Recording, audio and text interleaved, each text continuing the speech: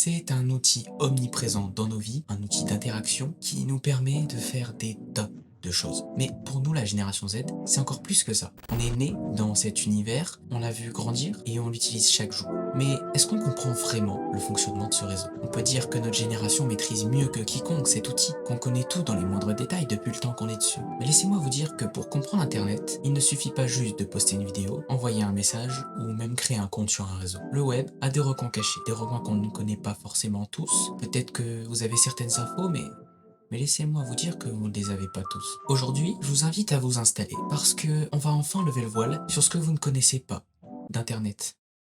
Alors, avant toute chose, je tiens à dire qu'on va utiliser un concept relativement connu, mais que je vais quand même rappeler parce que tout le monde le rappelle à chaque vidéo. Le concept d'iceberg. Un iceberg, c'est très simple. Vous avez la partie émergée qui est là pour symboliser le côté connu de ce dont on va parler. Mais quand on va descendre dans l'iceberg, on va se rendre compte qu'il y a des choses plus sombres, plus inhabituelles, des choses dont vous n'êtes pas forcément au courant. Voilà, ça me paraissait important de le rappeler parce que tout le monde n'est pas forcément au courant de ce que c'est. Bref, je pense qu'avec ça, on est paré pour l'iceberg d'Internet.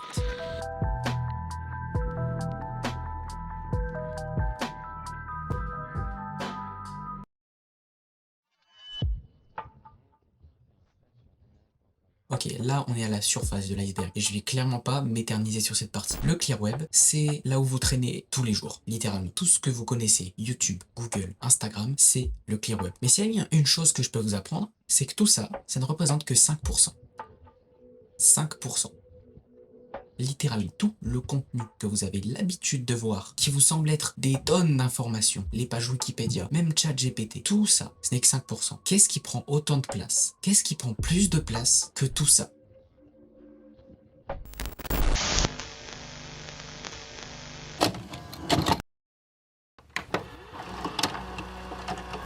Ok, là on va commencer à rentrer dans quelque chose de différent. Vous avez sûrement vu les mots deep web, mais souvent ce sont des mots confondus avec le dark web, ou alors ils sont complètement incompris. Non, en fait quand on parle de deep web, on parle d'une sorte de coffre qui stocke l'entièreté des données privées des utilisateurs qui traînent sur internet. Ces données sont plus ou moins secrètes et importantes, mais elles permettent de garder une certaine confidentialité sur internet parce qu'il y a des choses que vous ne voulez pas divulguer. C'est là qu'on va retrouver vos emails, vos comptes bancaires, les bases de données médicales ou encore les archives gouvernementales. Le deep web, c'est pas quelque chose de dangereux, c'est pas quelque chose d'illégal encore moins, c'est juste l'endroit où on va stocker l'entièreté des données privées, comme je l'ai dit. Et c'est ça qui prend 90% d'internet. Le deep web, c'est quelque chose de nécessaire pour protéger les données sensibles. C'est clairement pas illégal d'aller sur le deep web. En fait, vous y allez tous les jours sans le savoir. Le deep web, c'est juste une sorte d'interaction que vous avez avec. Quand vous rentrez un mot de passe, que vous vous identifiez sur un site, ben vous allez indirectement sur le deep web. Mais c'est pas vraiment un lieu en soi.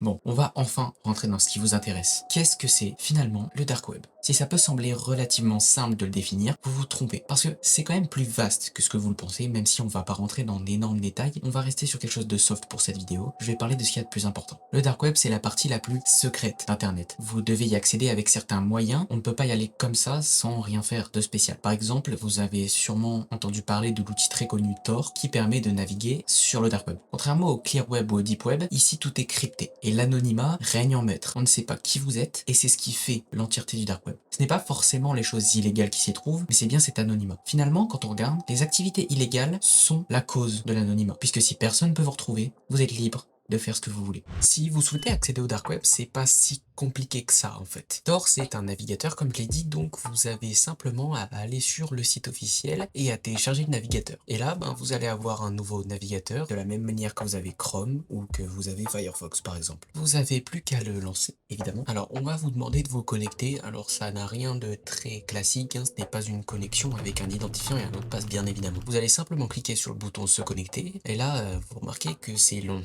C'est très long et c'est parfaitement normal en fait. Tor utilise un VPN et un VPN, ça a un fonctionnement assez particulier. Pour éviter qu'on vous trace et qu'on retrouve votre adresse IP, on va passer par des tonnes d'ordinateurs, on va dire, dans les quatre coins du monde. Donc on va vous faire passer en Chine, en Amérique, en Afrique, en Europe, bref, On va vous faire passer partout. On ne sait pas où vous êtes et on ne sait donc pas qui vous êtes. C'est le principe d'un VPN. Maintenant, c'est long. Forcément, c'est long de passer partout et de pas juste être sur un PC. Le temps de crypter les données, de sélectionner ce qui est le plus optimisé pour votre vitesse de connexion. Ensuite, quand c'est fait, vous atterrissez sur cette page. Bon, ça a l'air relativement normal. Déjà, ce qu'on remarque, c'est DuckDuckGo. DuckDuckGo, c'est un moteur de recherche, un peu comme Google, un peu comme Yahoo. Sauf que, pourquoi il est utilisé ici? Bah, la raison est simple, il est sécurisé. Contrairement au moteur de recherche classique, il ne récupère pas vos données, il ne garde que le minimum qui permet de faire fonctionner le navigateur. Il ne vous cible donc pas et ça permet de respecter votre vie privée. Et on voit aussi un autre petit truc, Onionize. Alors ce qu'il faut savoir, c'est que le dark web fonctionne avec les sites complètement normaux, hein. Vous pouvez aller sur YouTube, sur le dark web, c'est juste que ça sert à rien. Onionize, ça permet d'activer les .onion. Les sites .onion, c'est l'extension du dark web, c'est tous les sites spéciaux du dark web, les sites différents de ceux qu'il y a de base.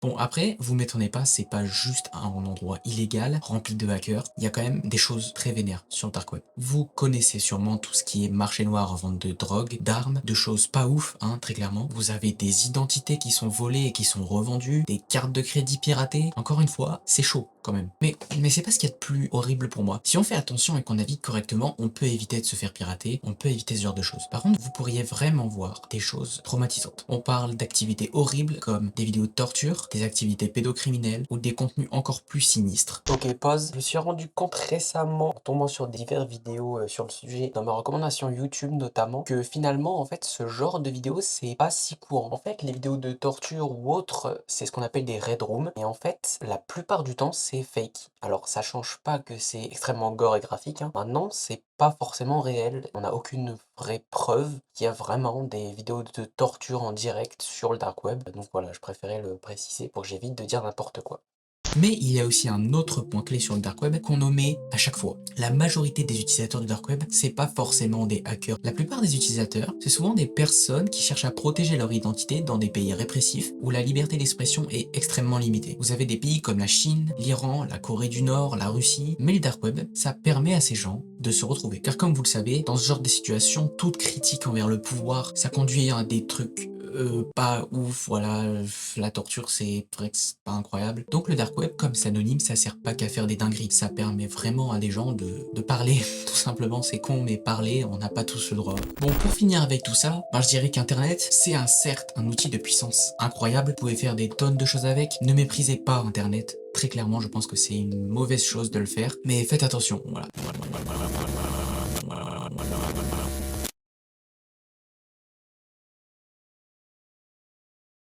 Bon, entre-temps, je me suis changé parce que la partie est assez imprévue. J'y ai pensé pendant le montage de la vidéo et en plus j'ai pu changer l'ambiance, c'est vachement cool. La vidéo n'est pas finie. En fait, si je fais cette partie de la vidéo, c'est parce que j'ai repensé à quelque chose récemment. Quelque chose d'assez personnel lié à l'enfance. Vous le savez sûrement, Internet est bien trop accessible pour les enfants. Il l'a été et il l'est d'autant plus aujourd'hui. J'ai personnellement eu accès à YouTube très tôt, mais je trouve que personnellement, je n'ai pas eu le temps de voir des choses que certains ont vues en étant plus jeunes, des choses que je suis vraiment content de pas avoir vues. Ce dont je voulais parler, c'est notamment d'un phénomène qui a touché des millions d'enfants il y a quelques années, il me semble, mais qui est encore actif selon moi. Ce dont je veux parler, c'est de Elsagate. Le phénomène Elsagate, ce sont des vidéos à l'apparence enfantine, mettant en scène des personnages de Disney, donc forcément, le but, c'est d'attirer les enfants. Mais le problème, il est pas là. Le problème, il est dans le fait que ces personnages sont mis dans des scènes sexuelles, violentes, complètement inappropriées pour un enfant, des scènes qui sont juste horriblement cringe et dégueulasses. Les créateurs de ces vidéos, on ne les connaît pas vraiment et c'est assez dommage parce qu'on ne peut pas leur donner la punition qu'ils méritent. Ces mecs-là arrivent à créer des vidéos qui passent à travers les algorithmes, qui ont l'apparence enfantine, ce qui fait qu'ils sont quasiment indétectables. Ça a permis à ce genre de vidéos de traîner sur YouTube Kids, fait pour les enfants. C'est juste horrible. Alors ça, c'est un exemple que j'ai donné qui m'a quand même beaucoup marqué et c'est vraiment pas le seul. C'est vraiment pas la seule chose qui a pu traumatiser beaucoup d'enfants. En fait, il y a beaucoup d'autres choses, beaucoup trop d'autres choses. Alors l'horreur d'internet, c'est pas en soi quelque chose de mauvais, c'est juste un sous-genre d'internet, un endroit où des gens captivés par l'horreur, des gens créant des séries de vidéos très cryptiques et creepy qui font vraiment bader, mais qui permettent à des communautés entières de gens de résoudre comme des énigmes autour de ces vidéos. Vous savez, tout ce qui est sous-titres cachés, images subliminales bizarres ou juste des choses étranges qu'on va essayer de décrypter à l'aide de plusieurs personnes.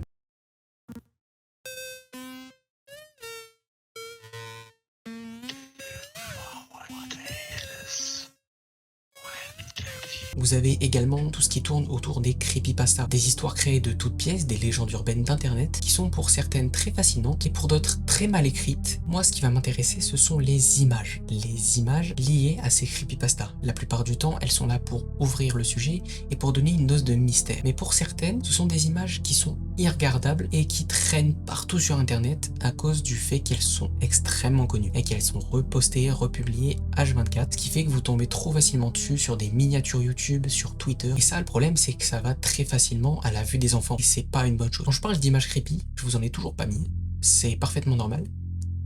Parce que quand je dis que ça fait peur, c'est que ça fait peur. Ces images, elles ont effrayé des milliers de personnes, dont moi. Pour certaines personnes, pas du tout, hein, mais rares sont ces personnes, je trouve, parce que c'est des images qui sont vraiment très étranges. Il y a un feeling derrière qui est vraiment effrayant et je sais pas comment c'est fait. C'est horrible. Je vous ai parlé de quelques exemples qui m'ont profondément touché. Maintenant, il y a tellement d'autres choses qui sont liées au clear web et qui sont juste horribles, mais j'ai pas le temps de vous en parler là. Donc c'est pour ça que ce que je vous propose, c'est d'aller voir la vidéo de mon youtubeur préféré, soit Feldup. C'est le youtubeur dont je me suis grandement inspiré pour faire cette vidéo, hein. Que ce soit les musiques qui sont littéralement celles qu'il utilise et qu'il a créé lui-même, l'ambiance que j'essaye de mettre, le montage, j'ai tout fait comme lui parce que j'avais envie d'expérimenter. Je sais pas trop quoi dire pour être honnête. Bref, je vous conseille d'aller voir cette série de vidéos qui parle des traumas de la génération Z, donc notre génération, vis-à-vis d'internet. C'est un iceberg avec des tonnes d'informations qui ont trauma beaucoup de gens. C'est extrêmement intéressant, je trouve. Par contre, un petit conseil, regardez pas ça le soir. Pour moi, la conclusion, c'est qu'il faut pas trop être sur internet, mais pour les mauvaises choses. Internet, c'est un outil qui est rempli de bonnes choses et qui est rempli de choses positives. Je veux pas finir sur quelque chose de négatif, ce serait vraiment dommage de faire ça. Pour moi, la grande force d'internet, c'est son accès quasi immédiat à toute forme de connaissances. Vous avez tout entre vos mains. Vous pouvez tout savoir faire. Je veux dire, le simple concept de YouTube, c'est quand même incroyable. Je veux dire, vous avez un tuto pour tout. Oui, vous avez un tuto pour apprendre à boire. Et ça paraît bête aussi, depuis tout à l'heure, je critique les réseaux sociaux, mais j'ai toujours été un peu anti-réseau et récemment, en avoir installé un petit peu, bah c'est, je trouve, positif en fait. Parce que le truc, c'est qu'on a tous évolué et maintenant on parle beaucoup sur les réseaux. Et donc, indirectement, ne pas avoir de réseau, c'est juste pas être sociable. Ça paraît bête, mais c'est comme ça. Et Internet, c'est le support de tellement de trucs qui vous permet de gagner de l'argent. Oui, j'adore l'argent. Bref, je crois que je vais m'arrêter là parce que ça fait un moment. Et cette fois, non, il n'y aura pas de partie secrète, c'est bon. Je vous laisse donc sur ça. Utilisez Internet, mais utilisez-les bien. Ciao.